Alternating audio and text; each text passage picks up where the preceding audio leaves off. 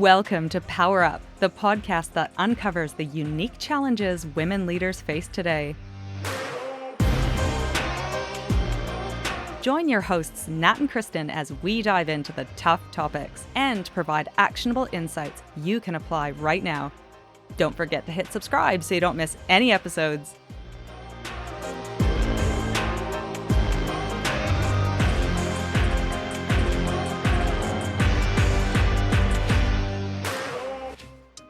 We have been in rooms all over the place in the last couple weeks, and we've been chatting about calendar crunch and meeting overload, and kind of the chat has been going off. And I know we've touched on it, referenced it in the last few podcast episodes, but we are going to deep dive into meetings because I don't know, it just feels like it's a thing that is killing us slowly. So Nat, let's assume that all of our individual Zoom chats and in meetings and sessions are meetings. Like, I know they're not considered your typical meeting with a bunch of people and team members and stuff, but like they're still meetings. How many meetings do you have in your calendar today? I'm gonna go count mine, you count yours. Okay. This one? Yeah, that's what I meant. Like, this is included. Okay, so let's count That's those. it. That's all I have. That's it. Okay, wait. Bear with. This was your only meeting today, everyone? That's great. That's fabulous. Okay, I'm gonna count mine with other people other than myself. Well, one was a no-show, was a ghost. So I sat in that meeting all by myself. So there was that. So let's not include that one. And let's include the ones where people showed up. One. I mean, let's count the one that wasted your time as well, because I feel like, yeah. Are we counting also the workshops we run? Because there's Yeah, let's just count our sessions. Count every session. okay. Well, then I've got 3. I've got recording the podcast, running an International Women's Day event on giving and gaining energy, and then tonight I'm facilitating Power Match, our peer coaching for power suitors. So I that's have a total 3. of? I've got 9. You have 9 today. Who are you 9 talking to sessions. today? And what Oh, would you let me tell you. classify I won't bore you. those meetings as? A session. That's what I'm struggling to articulate. My brain, I've got a cold, everyone. I'm like worse for wear today. But what I'm trying to articulate is what I would class, what I I do as soon as I dialed in. I was like, look at those freckles. Anyway, sun kisses. But I am classifying a meeting for the purposes of this conversation as a session with another individual or multiple. So like you are expending energy by being on, by chatting with someone, by delivering, by collaborating. So I've got 9 of those today, including this. The reason I asked about, and we've probably had some unofficial meetings because we probably talked to each other a couple of times today. I feel like it's, and this is something I've sort of nodded to recently as well, and I'm curious to know how we categorize, on top of, yes, of course, it's with other people, but like, are they sales meetings? Are they decision-making meetings? Are they brainstorming sessions? Like, who are you talking to? What kind of things are you getting out of those meetings? Oh, plenty. I mean, I think a lot are in prep for event delivery. A couple were sales. One was a welcome call for new power suitors. So there's a huge range of meetings. Yeah, and that that's I've what got I on. think, and maybe it would be interesting for us in general and power suitors to challenge ourselves rather than, oh, I've got another meeting, to, oh, I've got a discussion or a decision that needs to be made with a group of people, or I need to talk to someone to plan this thing, or we need to give an update to a group of people, and really focus on the point of the meeting rather than just lumping everything under meetings. Because I think what we're going to talk about today is when meetings just become meetings, it can hide a lot of sins. Whereas if we actually surface the outcome we want out of the meeting or the point of the meeting, I suspect it's going to be a lot easier to identify the ones that really add value and that you really need to be there, focus on, collaborate with others. And the things that maybe like it's a default to having a meeting where maybe there could be another solution that works better. Yes, I love that. Okay, so before jumping to that, because that is a hot tip, and I am loving that. Let's talk about, because what? Okay, Natalie, let's talk. I was really curious about meetings because the amount of chatter as we've been out and about, my Canadian about, in the last couple weeks Oot and has a boot. really not surprised me. I'm like, wow, this is a thing. Have they gotten worse? What is going on? Turns out, yes, meetings have gotten worse. Since the pandemic, time spent in meetings has tripled, tripled, tripled, tripled. That is unbelievable. Let's add on to that time wasted in unproductive meetings. So, this would be to your point that people could not identify why they were there, didn't have a productive outcome, there was no clarity in it, has doubled since 2019. And most people are saying they're spending 5 hours a week in unproductive meetings. So, that has doubled since pre-pandemic times. 70% of senior execs, which is ironic because they sit in positions of power of influence, they hopefully can influence these things. They say meetings are unproductive and inefficient. But the reason I kept that stat in, because I was like 70%, like not only are all the people attending all the meetings or being invited to all the meetings, finding them painful, but it is the senior execs that are saying that as well. It's interesting digging beneath those stats. I wonder if there's a couple of reasons behind it. So, like, pre-pandemic, more people well, basically everyone was sitting in offices together, and so I suspect it'd be interesting to know if there was higher informal meetings, interruptions, quick catch-ups, and then when we all went remote and everyone had to figure out how to work, we started having more structured sessions.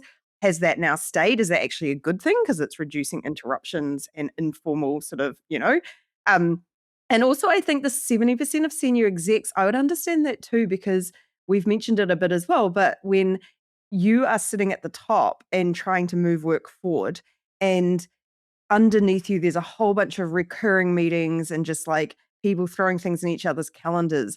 You don't really control that. And what you can control, though, and what we've seen executives do is say, no meetings on Monday, or let's scrap every recurring meeting in the business and use that kind of high level influence to get people to short circuit their habits and look at how they rebuild meetings. Because we've seen this as well. Unless you actually look at someone's calendar, and oh gosh, what we wouldn't give to be able to do calendar audits with people who tell us they're overloaded. Unless you actually sit down and look through them, it's really hard to know what's actually in someone else's calendar, how they participate, what they prep for, whether they're paying attention. Like, you actually don't know. So it's kind of really hard to do en masse. You know what? That's fair.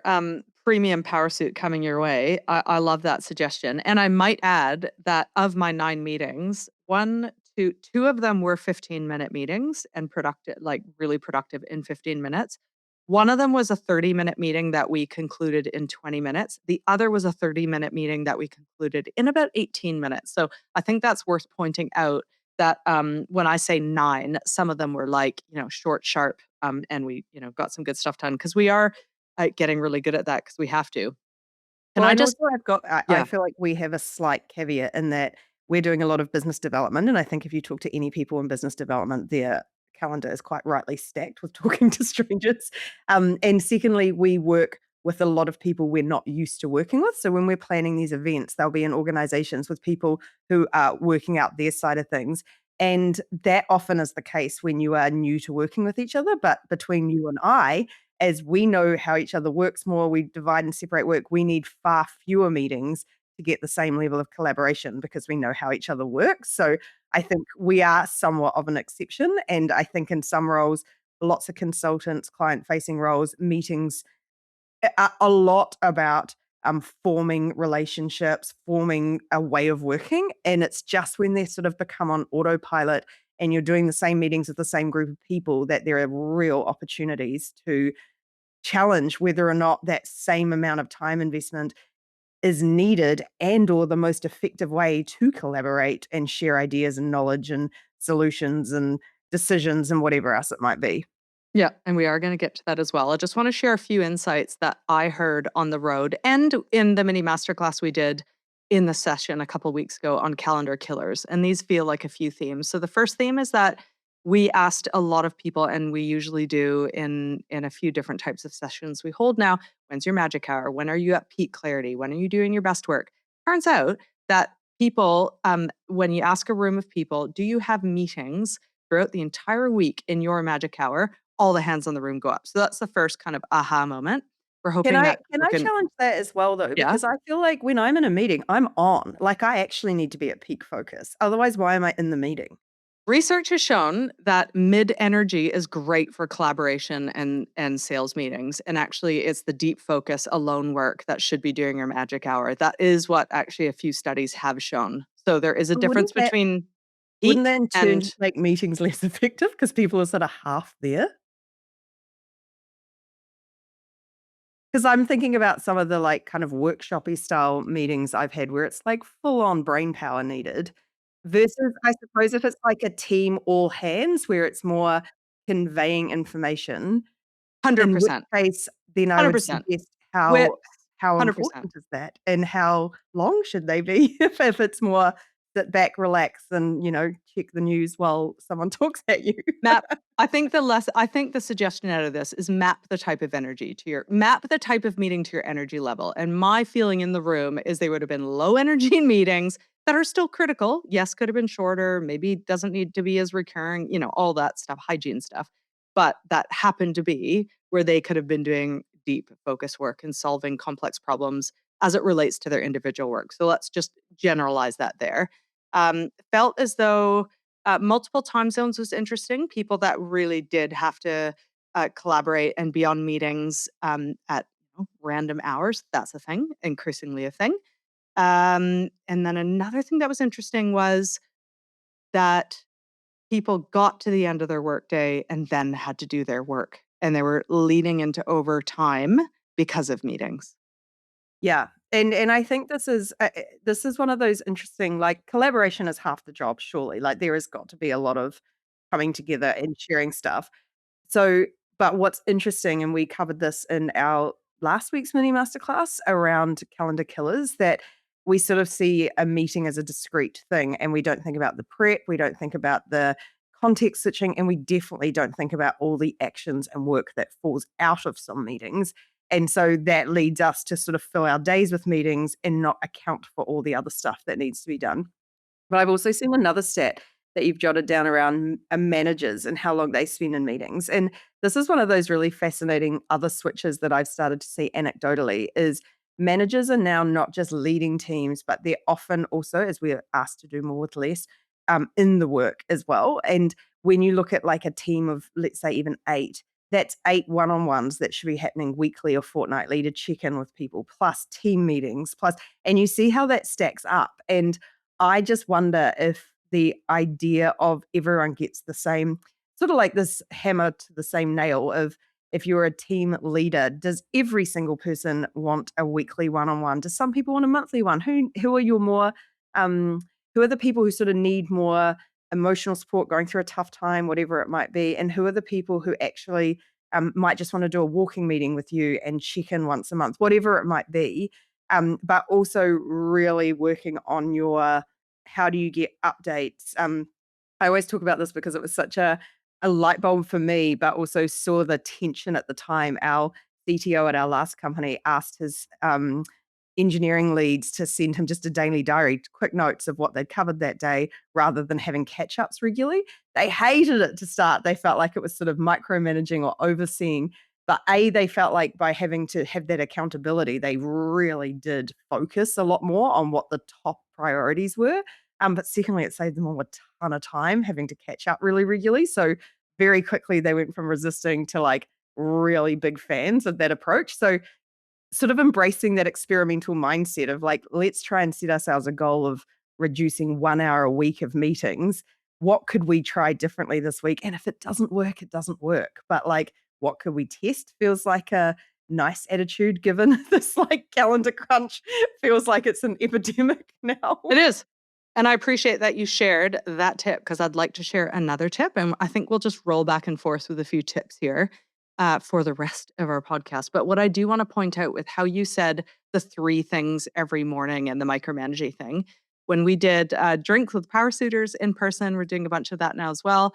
One person was chatting about not getting time with her manager. And I suggested that at the start of every Monday, rather than ask for a work in progress meeting with her manager, Send the 3 things that are top of mind or top priority that you have on this Monday. Send those to your manager and be like, I'm working on these 3 things. I need you to know this, and I need you to unblock this. So it's just short, sharp. And I think we have talked about this in a past episode. And then someone across the table who was a people manager, led about 8 people, said, oh my goodness, if I got 8 emails every Monday just like that, that would solve so many problems for me and mental load. And I'm like, love it. That was great. Backing off of your suggestion of experimenting with something. Mm.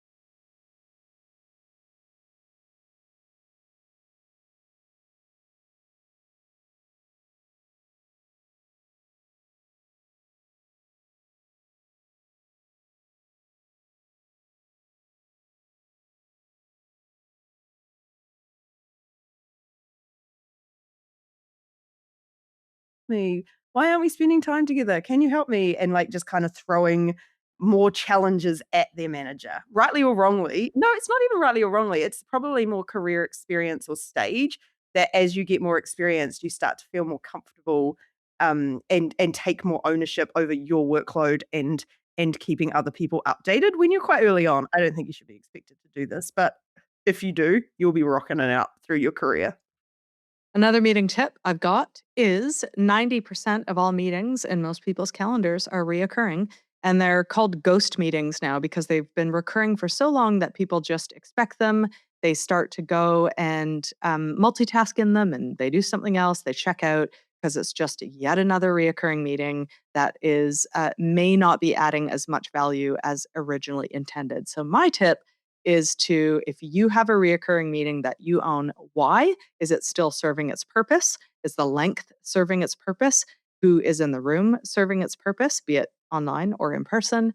And secondly, if you are an invitee to a reoccurring meeting, have a conversation with those exact same things if you are not the owner of that meeting. That's my next tip. Yeah, and also, I think it was Rachel Fitzjohn was talking about one-on-ones and really impactful one-on-ones, and she suggested, what was it? Every 6 months you hold quite a different style, and I wonder with these recurring meetings or with your team catch-ups, you just plan for every month to go, "Oh, what are all the meetings we have on that are recurring? Let's do an audit and let's try and cut one or change the amount of time." So actively managing them rather than set and forget. I really like that. What about the collaboration trap? I think this is something that when you think about the meetings you're in, and I suspect this is what you were alluding to with the sort of mid to low energy when you participate. If you are a need to be across but not active participant, you're probably only needing to be low energy to attend a meeting. If you are facilitating the meeting or really actively involved in collaboration, you might need to be high energy. So what you could probably take from this is the people who aren't super involved maybe don't need to be there. And we've often said no one wants to be an observer in a meeting, but there are all sorts of tools and ways we can now disseminate information and include people without inviting them to a meeting. Got really obsessed with Loom videos for a while. There's other simple ways of doing it where you might go, here's what I'm working on, click through, showcase, here's 3 questions, black that in an email. If anyone wants to chat about this further, let's book a meeting. If you're all comfortable with it, let's not. Notes after the meetings, we've all got robots now.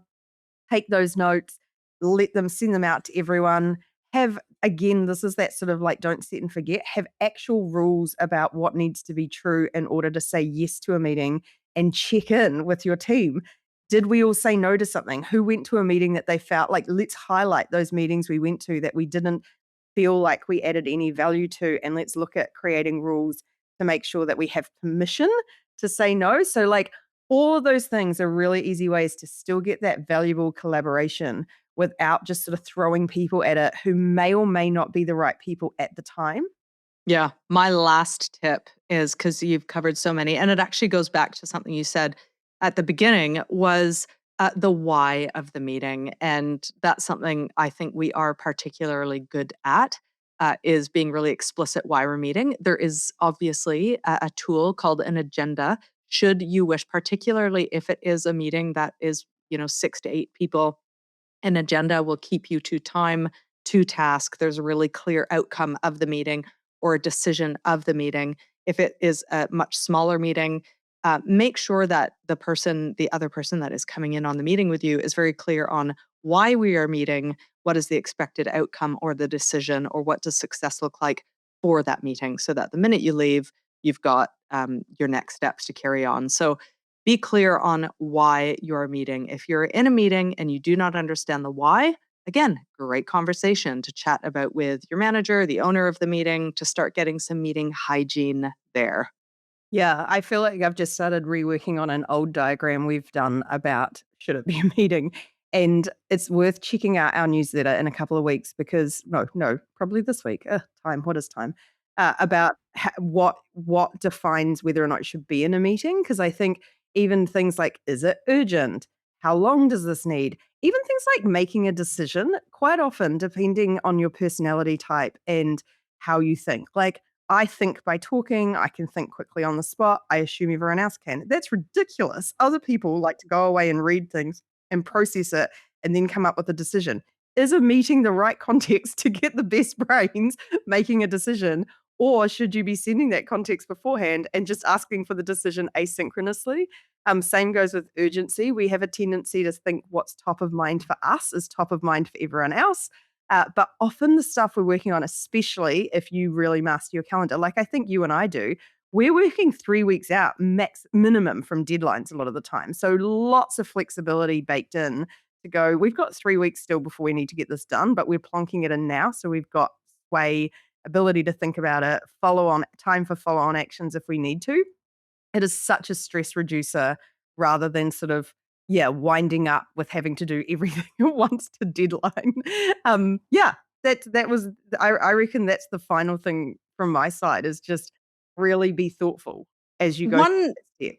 one thing that I heard of that flummoxed me a little bit because I didn't experience this per se, was people that book meetings upon meetings, because I never had a calendar that allowed that, and I didn't know how to respond in the moment. I know there are, um, some tools that you can use to automatically decline when you are clearly booked, but I just thought, is it a tool problem, or is it like, why are there Mm. meetings being booked upon meetings? I think it's a combination of things. I've definitely been in that position. I think if you're someone who time blocks, your whole calendar looks busy. So when people really do want to talk to you, they're like, well, I'm just going to have to pick a time anytime that. Secondly, if you are meeting with 10 people, finding a time that everyone works for everyone probably not going to happen. So my suspicion is the people who are the least needing to be there get the meetings booked over, in which case it's a good time to go, do I need to attend? So there's a couple of reasons why, and I think the tools might help with auto decline, but my suspicion is a lot of people won't use them because if your manager books that meeting and you auto decline, that might lead to some tension. So it may be more to your point, meeting hygiene around, okay, so now I've been double booked. Firstly, I'm going to check that it's double booked before accepting it. And then secondly, prioritize those two meetings. Which one's the most important? Is one with just one other person? Can I shrink it down to 15 minutes? Can I remove it? And we do it asynchronously and use each of those opportunities to really challenge yourself to clear out your calendar. Just because I do feel like the automatic decline is probably only effective for certain situations. And it is really hard. Everyone's operating under calendar crunch. Gosh, wouldn't we love to live in a world where everyone did think a lot before putting in yet another meeting. But we can probably take that ownership a little bit on ourselves. And like with everything Power Suit, don't change the world. Like, don't clear out your entire calendar. If you can free up 30 minutes this week, amazing. And if next week you can free up another 30, amazing. Even around the edges, not, rather than the stuff that you have to go to or that feels too hard to change right now. Yeah, and I wonder if meeting length is, kind of my ending note then, my new ending note, and that is, oh my gosh, when people used to book half an hour or 60 minutes with me, I was like, "Why?" Like, we're massive fans, and we've said it a bunch of times, but, like, 15-minute meeting people is gold. You can get a lot done. If you've got a why, an agenda, And it makes sense. Obviously not necessarily a meeting with 8 people with a big decision, complex decision, but certainly for a lot of meetings, I suspect some of them can be shorter. So even if you just take note this week after you listen to this podcast, every time you're in a meeting, should it have been that length? Should it have been a meeting? Was there a clear why to the meeting? A bunch of these things is, was there anyone missing? Key decision makers missing? Why are you even meeting? So on and so forth. So just take notice, like you said, take notice and then make one small change. Yeah, I mean, it does. When you said that, I was like, I don't even know if we've adapted meetings since we've started to have like collaborative tools like Microsoft Word and Google Docs, where you can actually just get out a doc and all be in there making changes. Like, we still act like those things don't exist, where a lot of the time you actually can suggest changes and work on a shared, even if you turn an agenda into a shared output, you can do a lot of that in your own time. So yeah, it's funny how we just haven't really rethought a lot of these things as technology has evolved. And so we're sort of using old tools where there's plenty better ones now. Forward this podcast, everyone, to everyone. Blame PowerSuit on bringing up the conversation of meetings in your organization by forwarding it along. We would love to be the bearers of judgment and no No, optimization. I mean, I can Um, only imagine people will be praising us, surely. that's right. That's right. We We would need to talk love, to someone who likes meetings. yeah. Please forward this on. Also, we would love that as well to increase our listenership. We'd love that. More power suiters, more joy. So check out powersuit.com, everyone. If you have a topic that you want us to cover, just flip it to us at hello@powersuit.com. And we'll catch y'all next time. Bye. Bye.